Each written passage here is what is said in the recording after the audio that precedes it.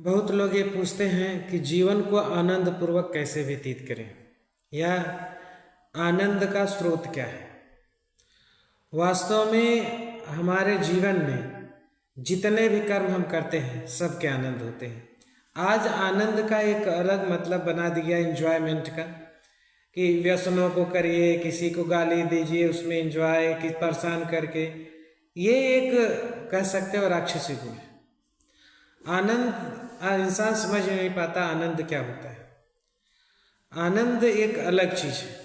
जो भी कर्म, जब तक आप हर कर्मों का आनंद नहीं प्राप्त करेंगे तब तक आप जीवन का आनंद नहीं प्राप्त करेंगे। जैसे आप अगर एक विद्यार्थी हैं तो पढ़ाई करते समय जब आपको पढ़ने में आनंद आने लगे, मतलब आप नोटिस किए होंगे कि जब आप कोई क्वेश्चन सॉल्व करते हैं और लगातार क्वेश्चन आते जाते हैं तो एक अलग टाइप का हैप्पीनेस होता है, वो है एजुकेशन का आनंद।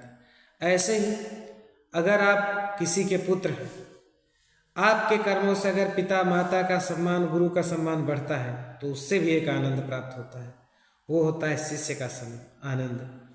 ऐसे ही अगर आप एक शिक्षक हैं तो जब आप अच्छे से बच्चों को सिखाइए, इसके बाद वो समाज में कुछ अच्छा करे, तब जो आपको आनंद अनुभूत होती है वो होता है टीचिंग का आनंद। ऐसे अगर आप पिता हैं तो अपने पुत्र को ऐसा संस्कार दीजिए कि जहाँ जाए चार लोग कहें हाँ किसी ने संस्कार दिया, कौन है इसका पिता, तब वो होता है पिता का आनंद।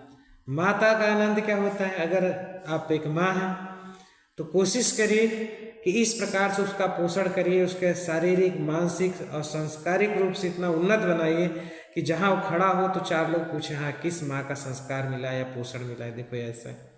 तब होता है माँ बनने का आनंद। आप किसी के भाई हैं तो ऐसे जीवन जिए, ऐसे अपने कर्म रखिए कि आपको कोई भी अपनी बहन जब भाई कहे तो उसको गर्व महसूस हो, ये होता है भाई बनने का आनंद।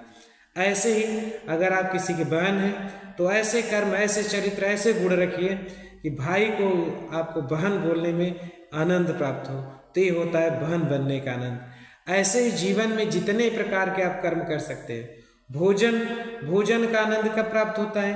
भोजन स्वादिष्ट हो, सुपाच्य हो, आराम से पच जाए शरीर के लिए और उचित मात्रा में लिया जाए, तब आप भोजन का आनंद प्राप्त करेंगे। सपोज अगर आप ज़्यादा मात्रा में लिया, पच हो जाएगा, 2 दिन तक गैस बनाए रहेगा तो उसका आनंद नहीं मिल पाएगा और आपका हेल्थ भी डाउन हो जाएगा। ऐसे ही हर चीज़ों की एक मर्यादाएं होती है, एक जिम्मेदारियां होती हैं, उसे जब आप अच्छे से पूर्ण करते हैं तब उस कर्म का आनंद प्राप्त होता है। इसी प्रकार जीवन में जितने भी पहलू में आप इन्वॉल्व होते हैं, उन सब पहलू को जब आप पूर्णता से करते जाते हैं, उन सब पहलुओं को इंजॉय करते हैं, तब आपके जीवन में आनंद की प्राप्ति होती है। आनंद व्यसनों में, दुर्विचारों, दुर्व्यवहारों में नहीं है।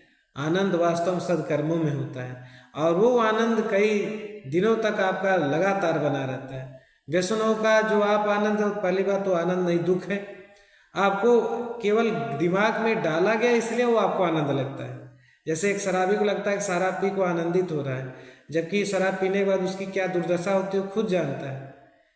और जस्ट नशा करने के कुछ समय बाद उसको रियलाइज होता है नहीं करना चाहिए, लेकिन फिर वो करता है क्योंकि उसके दिमाग में, उसकी सोच में गंदगी है, इसलिए उसको गंदगी अच्छा लगता है।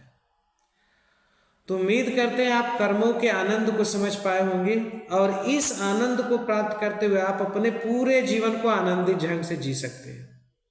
आनंद पैसों में नहीं है, आनंद कहीं घूमने में नहीं है, आनंद आपके अंदर है। हम अपने अंदर आंतरिक रूप से जितने संतुष्ट होते जाएंगे उतना आनंदित होंगे।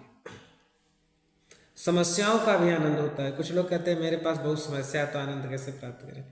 समस्याएं जब आती है तो आपको एक बार थोड़ा प्रॉब्लम आती है, लेकिन अगर आप जब उसका सोल्यूशन निकालते हो बहुत ज़बरदस्त और उसको अपॉर्चुनिटी में कन्वर्ट कर लेते हो तो आप अंदर से बहुत खुश होते हो। ये है समस्याओं का आनंद। जीवन में जितनी भी चीज़ें हैं सबका आनंद है। इन सब को जब आप सॉल्व करते हुए, इनके आनंद को बढ़ाते हुए पूरे जीवन का जो पहलू है उसको आनंदित ढंग से बनाएंगे तो आपका जीवन सफल भी होगा और आनंदित भी होगा और हमेशा आप प्रसन्न रहेंगे और आपकी प्रसन्नता से आपका परिवार और समाज प्रसन्न बनेगा। तो उम्मीद करते हैं आप जीवन के आनंद को समझ पाए होंगे। जय श्री राम।